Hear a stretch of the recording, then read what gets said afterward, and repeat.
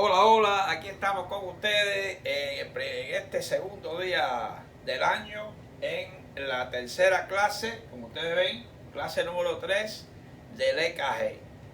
Han pasado muchos días, muchos de las Christmas, o sea, las Navidades, días festivos, que prácticamente no quise dar este tema, pero ya hoy vamos a dar el tercer tema, la clase número 3 de 5 clases que les estoy aportando, recordando a muchos, etcétera.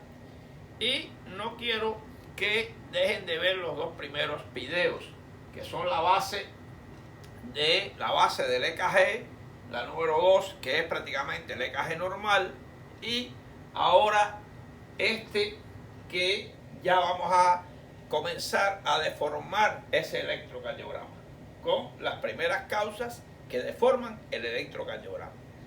Vamos a ver entonces que hoy vamos a ver el electrocardiograma anómalo, cambios en el trazado normal.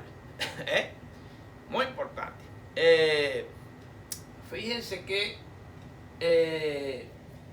ya hoy vamos a ver un poco de alteraciones, entre ellos los bloqueos y a cómo afectan algunos electrolitos, fundamentalmente el potasio y el calcio, la figura normal del electrocardiograma para poder interpretar.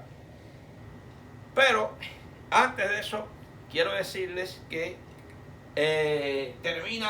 terminó el año 2022 y fíjense que les deseo, como mismo hubo logros, propósitos, bendiciones y metas, les deseo para el 2023 esos mismos logros, los propósitos mejorados, las bendiciones y las metas logradas. Les deseo eso para este año 2023. Así que estaremos con ustedes en todo este año, subiendo videos como siempre, como lo hicimos en los años anteriores, y seguiremos con ustedes.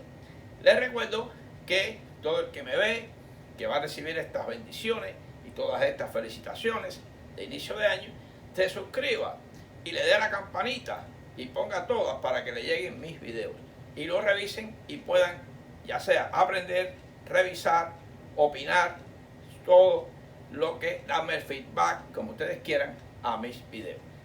Entonces seguimos adelante con nuestro tema del día de hoy. Este cuadro lo hayamos visto en cada tema, pero fíjense que vamos a hacer rápidamente un pequeño recordatorio que vimos en la clase 1, el recuento anatómico del corazón, el repaso del sistema éxito-conductor, el triángulo de Einstein, el famoso triángulo, presentación de las derivaciones y lo que era el eje eléctrico. Vimos en la clase número 2 las derivaciones externas, los electrodos, donde se colocaban, lo que era un ritmo sinusal o prácticamente un electrocardiograma normal, y vimos las ondas P, Q, R, S y la onda U, los intervalos y segmentos y qué significado tenían las ondas. Ya en el día de hoy vamos a irnos a este cuadro que sería la clase número 3, cambios en el trazado normal, los estados patológicos, entre ellos que serían los bloqueos y algunos trastornos electrolíticos. Esto estaría en este cuadro. Y ya vamos a dejar estas clases de la parte más caliente que más gusta, que son las cardiopatías isquémicas, los infartos, etcétera, que son otro tipo de causas de deformación del electrocardiograma o de lectura del EKG. Y después, finalmente, los patrones electrocardiográficos. Nos vamos entonces a seguir para hacerle más corto el video. ¿Cuáles serían los temas?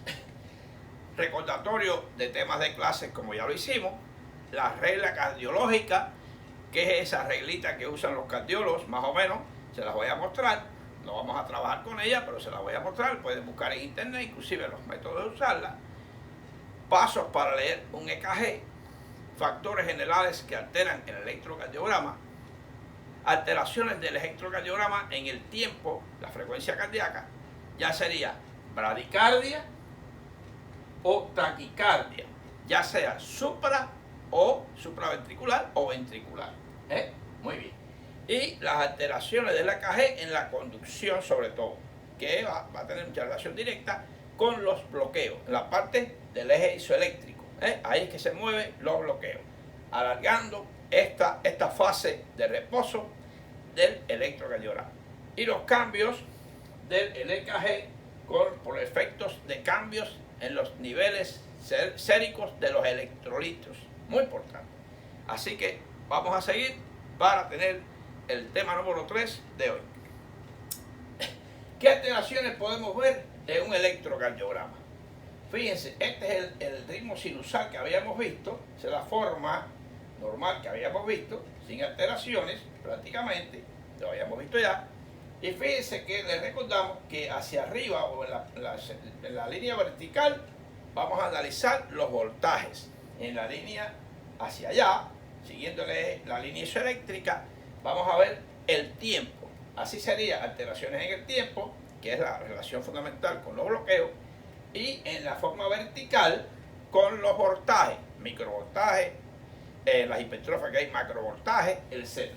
Ahora, alteraciones en el tiempo, que es en la línea isoeléctrica, como les decimos, aumento de los segmentos intervalos, alteraciones en las ondas, que son ensanchamientos o prácticamente aumento o disminución de la altura de las ondas, disminución o aumento de las alturas, alteraciones en los voltajes, que es macro o microvoltaje. Eso sería qué alteraciones podemos encontrar en un electrocardiograma de forma general.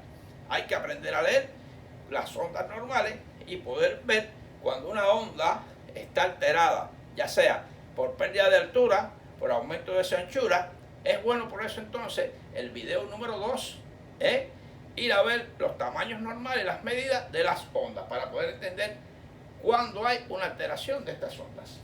Muy importante. Esta es la regla cardiológica. Aquí es todo en milímetros, prácticamente micrómetros también.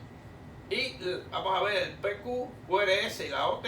Fíjense los segmentos, las medidas. Esto sería para el eje eléctrico. Ahí está el triángulo de Einthoven, muy importante. Hay varias formas de presentar la reglita cardiológica. Esta es una forma, ¿ves? Prácticamente. Esta es otra, que es la más común que se usa. Y la forma de usarla, esto se coloca encima del electro y nos da las medidas, nos da el eje aproximado prácticamente sin sacar tanta cuenta. Ya está hecho, por eso se llama reglas cardiológicas. Distintos tipos, para los segmentos, para los ángulos, las medidas, la longitud de esos segmentos, del ST, del PR, del QT. Esto es importante.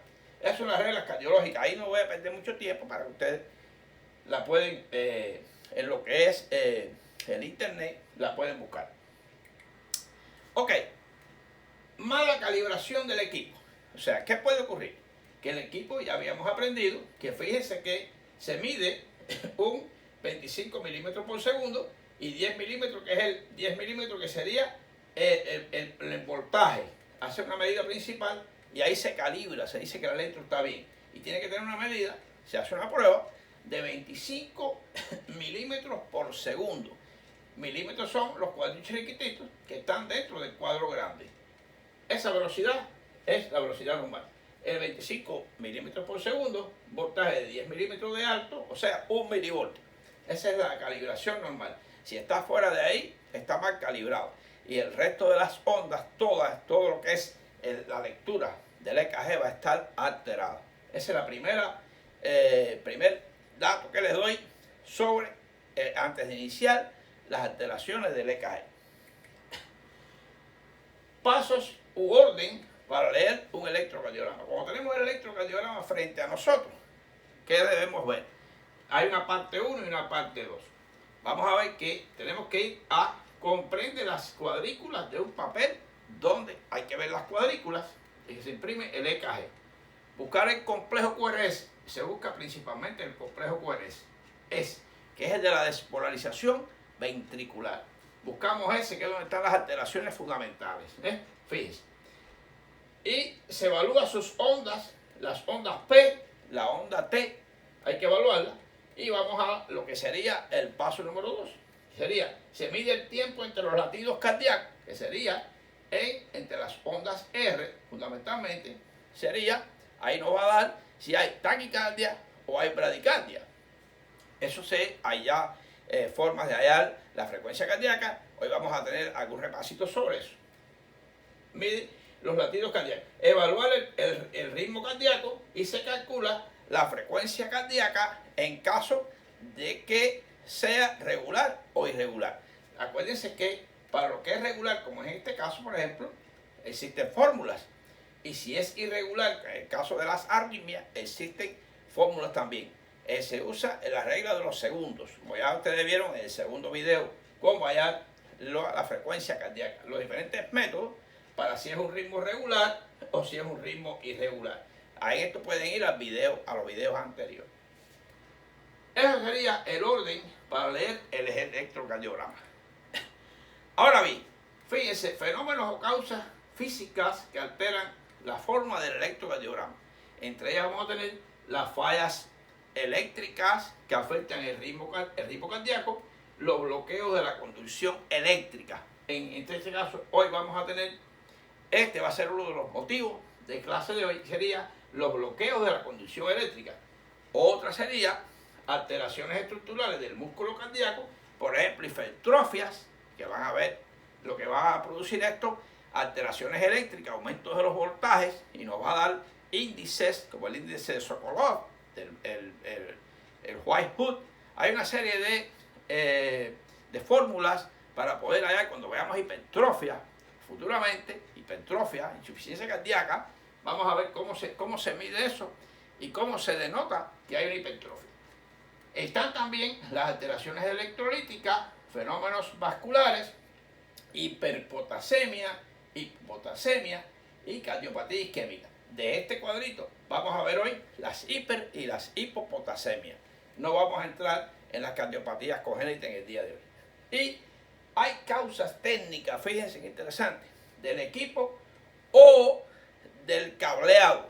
Y además inclusive, no aparece acá, pero de un paciente intranquilo, un paciente poco cooperador. Todo eso nos puede dar al traste con fenómenos que alteran el electrocardiograma. Entonces quiere decir que debo manejar todo esto. Existe con esto trabaja más bien el técnico que hace el electrocardiograma, más que un cardiólogo. Pero el cardiólogo se va a dar cuenta inmediatamente si hay artefactos, si hubo una mala preparación, o debe tener este dato antes de leer el EKG. Muy importante todo esto. ¿Cuáles serían los electrolitos fundamentales? Si usted se pone a analizar la tabla de los metales, electrolitos hay muchos.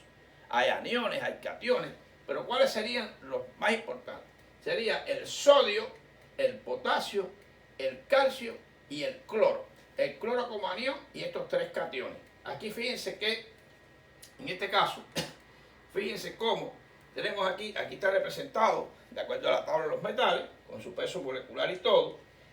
En este cuadrito vamos a ver que aquí, este cuadrito es muy interesante. El líquido extracelular, líquido intracelular.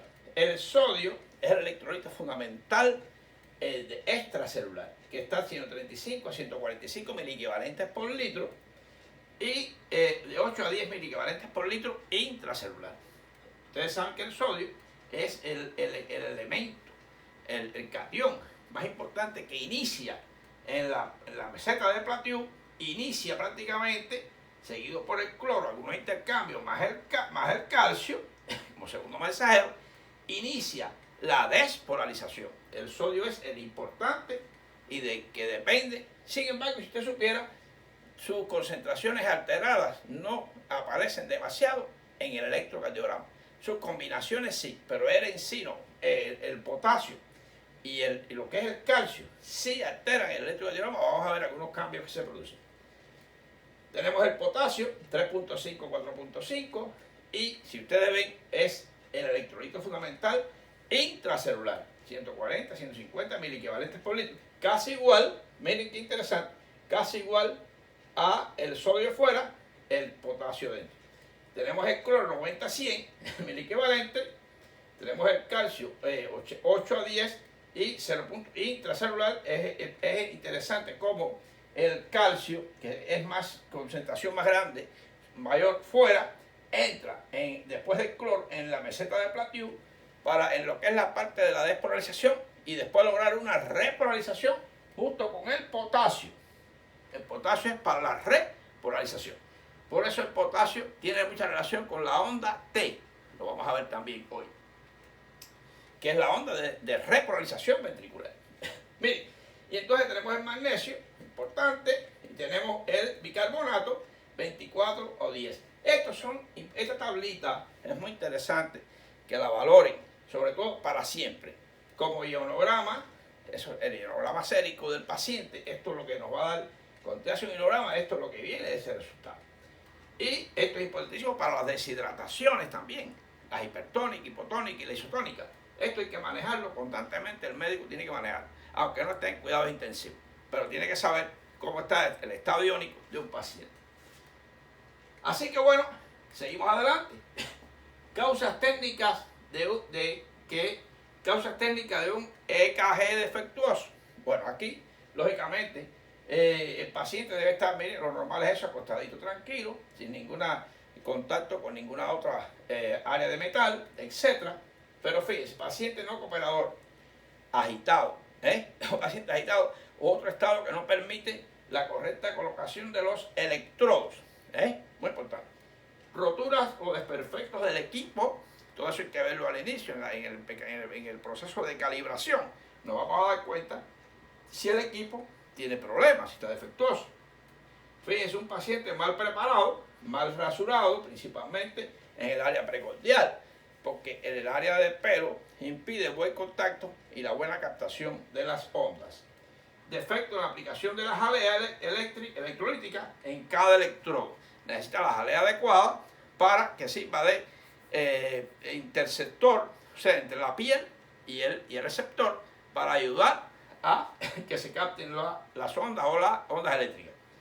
Y mala colocación de las setas o electrodos, de los electrodos. Mala colocación. Hay que aprender bien dónde se colocan, porque nos va a dar una falsa imagen y esto lleva consigo una mala interpretación del EKG. Bien. Bueno, vamos a ver entonces, en cuanto a frecuencia cardíaca, que habíamos visto el ritmo sinusal, sin problema, pero fíjense que un ritmo normal sinusal es de 3 a 5 cuadros. Estos cuadros que ustedes ven acá, estos cuadros, ese cuadro, por ejemplo, ese cuadro, grandecito, usted ve el cuadro que tiene 10 milímetros por 10 milímetros, hay prácticamente,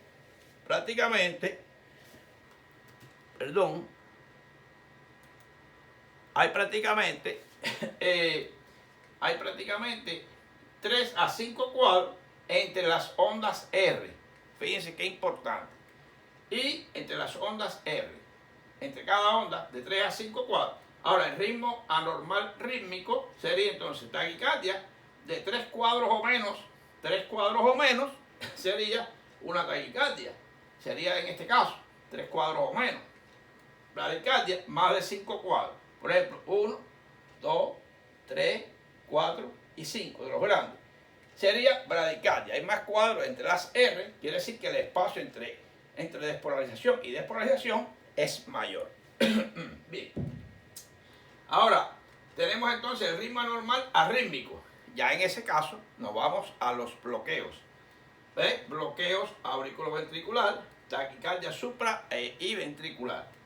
Y las extrasístoles. En este caso sería, esto es lo que estamos hablando aquí estamos hablando de las extrasístoles. Acá, en este caso sería aquí un bigeminismo. Y después vamos a explicar por qué. ¿Qué sería el bigeminismo? Bien. Esto sería el cuadro fundamental para hablar de lo que es, a grosso modo, se aprende rápidamente a ver cuando hay esto se ve rápidamente como normal, esto se ve rápidamente como una bradicardia, a simple vista, pero podemos llevar esta cantidad, este método, y prácticamente esto se ve como una taquicardia.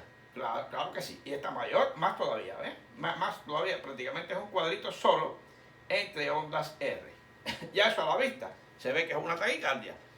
Esto hay que corroborarlo ya con la toma del pulso, la toma del paciente, ya sea arteria, lo que sería radial, carotidio, etc. Esto se confirma el examen físico. Muy bien. Y las extrasístoles igual. Bien. Taquicardia supraventricular y ventricular. Mire, la supraventricular aparece en ondas P. Quiere decir que previamente, usted se fija chiquitito ahí, hay una onda P y está el QRS. Pero usted ve esta y no hay ondas P. ¿Qué quiere decir? Que la taquicardia ventricular se pierde el ritmo sinusal normal, que es precedido por ondas P, y siempre cada QRS es precedido por una onda P, y hay una equidistancia, prácticamente. Y esto coincide con un gasto cardíaco lo más adecuado posible en el paciente. Pero, fíjense en este caso, no hay ondas P. Quiere decir que toda la desprogresión brusca se produce en los ventrículos, no viene de las aurículas. Por tanto, no hay ondas P. ¿Y qué pasa con el gasto cardíaco? Como que no hay un allenado adecuado, no da tiempo, por la gran taquicardia ventricular que existe. El ventrículo se contrae, pero no emite la cantidad de sangre adecuada. Y por tanto, ¿qué? Hay síncope. El famoso síncope, o crisis inclusive, que se llaman de Stock-Adams, que la crisis de Stock-Adams sobre todo es para la insuficiencia vertebrovascular. Pero bueno, en este caso se puede producir asociada con el síncope, porque no hay síncope, porque no hay una irrigación cerebral adecuada. Así que ya ustedes ven cómo esta diferencia es importantísima, lo que es la taquicardia supraventricular y la taquicardia ventricular. Las extrasístoles. ¿Qué cosas son las extrasístoles? Son que dentro de un ritmo normal, un ritmo sinusal normal, aparecen unos complejos raros. Uno normal, complejo raro. ¿Ves? Uno normal, complejo raro. ¿Ves? Ahí, esto es normal, y ahí está el complejo alterado. Normal, ¿ves? Aquí aparece una, aquí aparecen dos. ¿Ves? Esto es un ritmo bastante alterado. ¿Ves? Prácticamente. Por ejemplo, aquí está normal, ahí está la extrasístole, normal, extrasístole. Ahora bien, ¿cuál es el truquito? Las extrasístoles son las extrasístoles entre números de latidos. Fíjense, entre estas dos extrasístoles hay un latido, quiere decir que sería bigeminismo, 1 por 1. O sea, entre dos extrasístoles hay un latido. ¿Cómo sería el trigeminismo? Que habría, por ejemplo, dos latidos, no lo tengo aquí exactamente, aquí hay dos latidos entre una y dos. En este pedacito hay un trigeminismo y también está el cuadrigeminismo, 3 latidos normales y una extrasístole. ¿Ves? Quiere decir, la extrasístole es aquella que se produce, el nombre lo dice, extrasístole, que no bombea prácticamente la cantidad de sangre suficiente, se siente como palpitación, pero en realidad no cumple con el gasto cardíaco adecuado. Es un extrasístole. Se produce en cualquier momento. Puede ser en el llenado o en la impulsión de la sangre. Quiere decir que puede salir un contenido normal o no de sangre. No tiene relación con el gasto cardíaco adecuado, con el índice cardíaco adecuado. Esto sería en cuanto a las extrasístoles. Muy bien. Ahora, vamos a ver entonces qué cosas son los bloqueos. Los bloqueos del sistema de conducción. Acuérdense que habíamos dicho que son los que se producen en la línea isoeléctrica. O sea, entre un segmento o entre una onda y otra. Existen segmentos e intervalos. Cuando se alarga ese segmento, aunque se produce una comunicación entre la onda P y el QRS, puede comunicarse o no. La onda puede polarizarse la aurícula y pasar o no la conducción hacia el ventrículo. Bueno, eso va dando los diferentes grados de bloqueo, que van desde bloqueo de primer grado, segundo grado, con dos tipos, sería el tipo 1 y el tipo 2, el Movit 1 o Wake-Back, sería prácticamente el de Wake-Back, bloqueo de tercer grado. ¿Ven? Fíjense. Ahora, ¿qué producen estos bloqueos?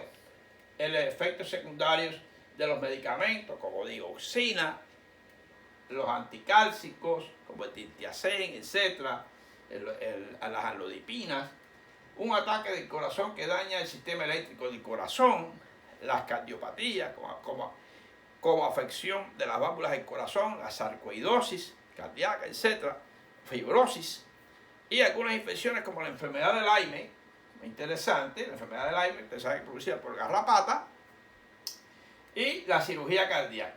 Todo esto son causas que van a llevar a lo que vamos a ver ahora de los bloqueos cardíacos. Viendo estos los tipos de bloqueos, vamos a ir exactamente a cada uno de ellos. Bloqueo de primer grado. Fíjense que este es el EKG normal, se lo presento acá. Este es el electro normal. Ahí está la onda P, el segmento PR, ustedes ven el mismo tamañito, todo ven. Ahora, ¿qué ustedes ven aquí? Fíjense, que quiere decir que esta onda P, miren el segmento alargado y alargado. ¿Qué pasa? Que todas las P conducen, en el caso del bloqueo de primer grado, todas las P conducen, pero se ha alargado el PR, se alarga. Quiere decir que, miren, aquí está el nódulo sinusal y aquí está lo que es el nódulo auriculoventricular.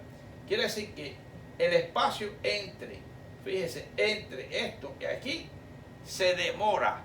El PR, este espacio aumenta, porque hay un tiempo en la línea eléctrica que transcurre, que fíjense, prolongación progresiva del PR de 0.08, ustedes saben que cada cuarto chiquitico mide 0.04, de 0.08 a 0.12 por retraso.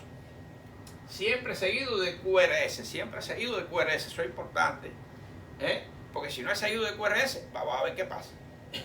Ahora, ¿cuáles son las causas? Envejecimiento, enfermedades infecciosas, hipotiroidismo, puede ser la fibrosis, esclerosis idiopática, fibrosis valvular, y el diagnóstico se hace por el electrocardiograma o ecocardiograma. Ok, capten bien, aquí se alarga solamente el PR de forma progresiva, prolongación progresiva del PR. Quiere decir que en cada segmento PR está alargado. Simplemente. Vamos a ir entonces a el bloqueo cardíaco segundo grado, el móvil 1 de Wenckebach. Fíjense qué interesante. Alargamiento progresivo del PR. ¿Qué significa? Que el PR, miren aquí, el ancho, miren aquí ahora, miren aquí cómo se va alargando. Se va alargando. Pero, ¿qué pasa? Que todos los QRS, algunos QRS no son precedidos de onda P. Quiere decir que hay algunas P que no conducen. Fíjense que hay ondas P que no se forma el QRS después de ella. Quiere decir que no condujo. ¿Y se producen dónde? Miren, ocurre en el nódulo auriculoventricular, ocurre aquí. Quiere decir que muy cerca de la válvula, por ejemplo, auriculoventricular derecha o tricuspidia. Miren qué interesante. Este es el móvil 1 en personas sanas y puede ocurrir en jóvenes también. Es importante eso. Les resumo. También alargamiento progresivo del PR, pero algunos QRS no están precedidos de ondas P. Dicho de otra manera, hay ondas P que no conducen, porque así las aparecen en otros libros. Muy importante. Quiere decir que se va alargando el PRP y hay una P que no conduce. Esto sería el móvil 1. ¿Cuál sería? El 2. El móvil 2 ocurre debajo, fíjense, ocurre en el ADIS, aquí. Este es el nódulo, ocurre aquí, en este espacio, en el ADIS, aquí. Hay alargamiento del PR, ondas P que no conducen, pero sin variación del PR. ¿Qué pasó aquí? El PR se mantiene del mismo tamaño, pero hay ondas P que no conducen. Y cada vez esto se va haciendo más grave, porque este es el paso, el antecesor del bloqueo de tercer grado. Miren qué interesante. Ocurre en el ADIS, ocurre aquí. Y aquí yo resumí, primer grado, segundo grado, hay una P que no conduce. ¿Ves? Aquí, de segundo grado, los dos tipos, y este es el tercer grado que no quiero meterlo ahora. Ok, ocurre en el caso de envejecimiento, ocurre en el caso de enfermedades cardíacas importantes como isquemias e infartos, hay desmayos o aturdimientos, síncopes y hay clásicas crisis de Stock-Adams. Puede haber un bloqueo completo. ya del segundo a bloqueo completo, o disociación de lo que sería aurículo ventricular, no falta nada. Simplemente ya un paso más. Un poquito de más desorden cardíaco te trae ya la incomunicación entre las aurículas y los ventrículos. Bien, hasta ahí. La crisis de Stokes-Adams la vamos a explicar un poquito más adelante. Y el tercer grado, o disociación aurículo-ventricular. Como se dice disociación aurículo-ventricular, estamos hablando que las aurículas andan por un lado y los ventrículos por otro. La onda P anda por un lado, onda P, y el QRS anda por otro. ¿Qué quiere decir esto? ¿Qué se traduce inmediatamente en la fisiopatología cardíaca? Puede ser que la sangre llegó a las aurículas, se contrae las aurículas, pero en el momento de pasar al ventrículo, el ventrículo se contrae. ¿Y qué pasa entonces? Que no hay un llenado adecuado, porque normalmente se contrae la aurícula, se relajan los ventrículos, se llena y luego después se hace la sístole para enviar la sangre a los grandes vasos. Si anda una por un lado, como Pedro por su casa, ¿qué pasa? Que o lo mismo la aurícula se contrajo, como que se contrae el ventrículo. Eso es un desorden, eso es una disociación aurículo-ventricular. Y eso, que son verdaderas arritmias, importantísimas de entender rápidas, porque el paciente requiere inmediatamente un marcapaso, porque puede morir en una verdadera crisis de síncope o de Stokes-Adams, o paro cardíaco sobre todo. Se ve en el envejecimiento, se ve en la amiloidosis, sarcoidosis, ¿ven? Enfermedades Chagas o la tripanosomiasis cruzi, enfermedades Chagas, y se presenta también en la enfermedad de Lyme, como igual que el caso anterior. Crisis de Stokes-Adams y requieren marcapaso. Ahí hay una verdadera ya disociación. Esta onda P que no condujo, esta onda P sí condujo, esta no conduce. Miren aquí una onda P QRS, es un desastre, es un bloqueo auriculoventricular completo. Ahí está, muy importante. La crisis de Stokes-Adams, como les decía, fíjense que Robert Adams y William Stokes fueron los que hablaron sobre esta crisis y la achacaron a caída de la perfusión cerebral, sobre todo de gasto cardíaco, y Robert Adams y William Stokes-Adams, así se llama la crisis, importante. Y prácticamente síndrome caracterizado por la pérdida brusca de la conciencia, lógicamente el paciente cae al suelo, secundaria a asistolia transitoria, o el desorden clásico, o sistolia sin sangre, prácticamente, eso es lo que se llama asistolia. Se produce la sístole, pero no hay sangre porque no le corresponde en ese momento contraerse. ¿Ven? Y a un bloqueo auriculoventricular completo, déficit neurológico, convulsiones y alteraciones respiratorias asociadas. Eso sería la crisis de Stokes-Adams clásica. El paciente cae al suelo, inmediatamente se recupera un poco porque al caer al suelo le llega sangre al cerebro, un poco más fácil, y se recupera. Papel de los electrolitos en el trabajo cardíaco. Ya les había dicho, en cuanto a la meseta de Plateau, en este caso pasamos a los electrolitos, que en la meseta, fíjense, en la primera fase sería de sodio, el cloro, prácticamente el calcio, después el potasio, esta es la fase, distintas fases que hemos estudiado, el potasio, y finalmente la reentrada o la resalida del sodio, ayudado por la bomba sodio-potasio. El sodio iniciando la despolarización, el calcio y el potasio ayudando en la repolarización, el calcio del sarcoplasma, como prácticamente el lentecimiento a nivel del haz de His, este es el que ayuda a nivel del haz de His en el nódulo auricular sinosal para iniciar prácticamente junto al sodio lo que es la meseta, la despolarización, aquí como se ve, y el calcio, y después el potasio saliendo, y así, y el intercambio sodio-potasio, la bomba, es que ayuda entonces para lo que es la despolarización y repolarización inmediatamente. Constantemente se va produciendo esto en la fibra cardíaca. Y resulta que la contracción ya se produce después de todo este mecanismo eléctrico y hay un trabajo y eficiencia cardíaca. Y actúa como es lógico, hemos estudiado las uniones gap que hay a nivel del sarcómera, de la sarcómera del miocardio. Ahora vamos a ver entonces, vamos a darle déficit a dos de estos electrolitos para ver cómo funciona. Cambios del EKG en el electrolito, la hiperpotasemia. En el caso, fíjense, aumento excesivo del potasio. Aquí tenemos que habíamos visto el potasio, que es de 3.5 a 5.5, normal. Aquí hay una imagen donde se ve la onda T alta, mucho más alta y más alta a medida que aumenta la concentración de potasio en sangre. Aquí tienen 6, aquí tienen 7, aquí tienen 8. Ya prácticamente, miren la imagen que se produce cuando el potasio está muy elevado. Una T en tienda de campaña altísima. Eso es clásico de la hiperpotasemia. Puede ser causa de taquicardia ventricular, fibrilación ventricular y muerte por paro cardíaco. Por paro cardíaco en sístole. En sístole, en el caso de la hiperpotasemia. Esto es importantísimo. Este cuadrito, ahí te va a dar que cómo se ve el QRS, prácticamente la onda T, de acuerdo a la concentración de potasio en sangre. Ahí está normal, aquí está un poquito elevada, la onda T picuda, ¿ven? Y así, más picuda y elevada, y así se ve cómo va transformándose. Aquí lo podemos ver, miren aquí, la onda T, miren, y miren cómo está grandísima en la hiperpotasemia.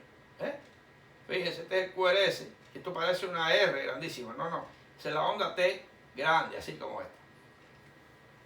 De una vez lo sabemos leer. Disminución del potasio. En el caso que cae, miren qué interesante. Aparecen ondas U y el ST más la onda T caen negativamente. La onda U, aquí aparece, y miren el ST como el descenso del ST, inversión de la onda T. Aquí. Y aparecen ondas U, es esta U. Por el potasio aumentado. Efectos de la caída del calcio. El calcio actúa con mantenimiento de regulación de la función contráctil cardíaca normal. El calcio es el elemento que inicia la contracción. Calcio para la contracción y ATP para la relajación. Cuando ustedes estudien lo que es la concentración muscular, la contracción muscular, van a aprender eso. Que si el calcio tiene que entrar para que se produzca la contracción, en lo que es a través de los túbulos T. Y después tiene que haber suficiente ATP para que se produzca la relajación. Lógicamente, porque para que haya repolarización, alguien tiene que sacar el sodio fuera de esas membranas. Y si no hay ATP, no sale. Entonces se queda el músculo en contracción. Por eso, por eso se dice que el calcio actúa como mantenimiento y regulación de la función contráctil cardíaca. Efecto inotrópico, efecto inotrópico. Se pierde entonces el automatismo, hay un automatismo negativo. Incremento en la amplitud de la onda P. La onda P se incrementa, la onda P, en el caso de hipopotasemia, la onda P es ancha, caída. Aparece en onda U de aplanamiento y ensanchamiento de la onda T. De la onda T, en el caso del calcio. El QT alargado y depresión del segmento ST, y también prácticamente se puede alargar en el caso de cambios del potasio, actúan sobre todo en el QT o ST. El ST puede estar deprimido o puede estar alargado. Miren aquí en el caso de la hipocalcemia, está cortito, y en el caso de la hipercalcemia está cortito, y en el caso de la hipocalcemia está alargado el ST. ¿Está bien? Ahí son datos que nos dan, que eso nos pueden ayudar a ese dato pequeño de los electrolitos, nos podemos aprender de memoria, nada más a la vista. Nos damos cuenta inmediatamente de que hay un calcio o un potasio variado. Ahora bien, ante todos estos trastornos puede producirse alteraciones tan graves que puede haber un paro cardíaco, que necesitaría lógicamente lo que sería el CPR, Cardiopulmonary Resuscitation. Puede haber paro en sístole o paro en diástole. dependiendo si hay hiperpotasemia, tanta, puede haber paro en sístole, y si hay hipopotasemia grave, puede haber paro cardíaco en diástole. Cualquiera de estos hay que determinarlo, porque hay que ver cuál de ellos, si es fibrilación o no, lleva lo que sería la cardioversión. Es importante. Quiere decir que hay que ver qué causa este tipo de paro cardíaco. Cicatrices eléctricas, antecedentes de infarto miocardio, aterosclerosis, las miocardiopatías, lesiones valvulares o hipertrofia de cavidades, las reacciones a medicamentos proarrítmicos, como las arritmias secundarias, arritmias electrolíticas por potasio y calcio, anomalías eléctricas, el Gould-Parkinson-White o un QT largo, el Gould-Parkinson-White, que es el síndrome de preexcitación, donde aparecen ondas delta. Eso lo vamos a ver futuramente con un síndrome aparte. Anomalías de vaso sanguíneo y cardiopatías isquémicas. Estas son las causas que llevan a esa línea isoeléctrica que está ahí, que está fibrilando, como usted lo ve, y lleva lo que es la desfibrilación inmediata, el cardioelectroshock, para parar el corazón, porque es que fíjense, el paro en sístole puede ser que él está fibrilando, pero no está haciendo gasto cardíaco, por tanto hay que pararlo y dar entonces el masaje cardíaco, 30 compresiones y 2 respiraciones, dependiendo si está acompañado o no, y entonces eso va a sacar al paciente de eso. Inmediatamente puede llegarse a tener, puede tener que usar inclusive adrenalina. Hay distintos pasos para el tratamiento del CPR, de la del paro cardiorrespiratorio, cardiopulmonary resuscitation, crítico. Muy bien. Y el síndrome de Brugada, que lo había mencionado ya creo que en el video anterior, que es una causa congénita con trastornos a nivel de los canales iónicos, con esta sigla se denota, y prácticamente provoca fibrilación, un desorden, prácticamente ya no es un bloqueo, sino que es una verdadera disociación generalizada del corazón. Hay síncope, desmayo, muerte súbita, y el diagnóstico se hace a través del electrocardiograma y estudios electrocardiográficos, y el tratamiento es el desfibrilador cardioversor implantable para que controle específicamente la función cardíaca, porque no hay canales iónicos para llevar a cabo todo este proceso de despolarización y repolarización, que es lo que trae la lectura del EKG. Bueno, por tanto, espero que este tema también les guste como los anteriores. Por favor, espero que vean el primero y el segundo. Si usted ve este y no ve la primera clase que aparece en los últimos temas que hemos subido, hay temas cortos, pero en realidad los temas, vamos a llamarle magistrales, tipo conferencia, es este. Este es el tercero. Ya hay dos, clase número 1, clase número 2, y esta es la número 3. Así que les invito a que si tienen interés en esto, vayan a esos temas, porque si no, van a entender muy poco de lo que es. No hablo para cardiólogos, no hablo para clínicos expertos, hablo para estudiantes en formación y estudiantes que están en el internado, etcétera, que les puede ayudar mucho estos temas. Por lo menos a incitarlo y a estimularlo y a facilitarles su comprensión. Y nos vamos con esta frase: nuestras virtudes y nuestros defectos, son inseparables. Recordad que nosotros somos los responsables de esas virtudes, y esos defectos son inseparables. Por eso decía Nikola Tesla, como la fuerza y la materia, cuando se separan, el hombre no existe. O sea, quiere decir que no somos infalibles, que no somos perfectos. Tenemos positividades y negatividades. Hay que trabajar, hay que tomar lo positivo de la vibración positiva y trabajar sobre los defectos y cada día ser mejor. Pero no somos en realidad un hombre vital si no tenemos defectos y virtudes. Así que seguimos adelante y nos vemos muy pronto, ya un poquito más cerca ahora del próximo tema, porque vamos a coger velocidad ya con los demás temas, para ver el tema número 4 del EKG, las cardiopatías isquémicas y el infarto de miocardio. Les invito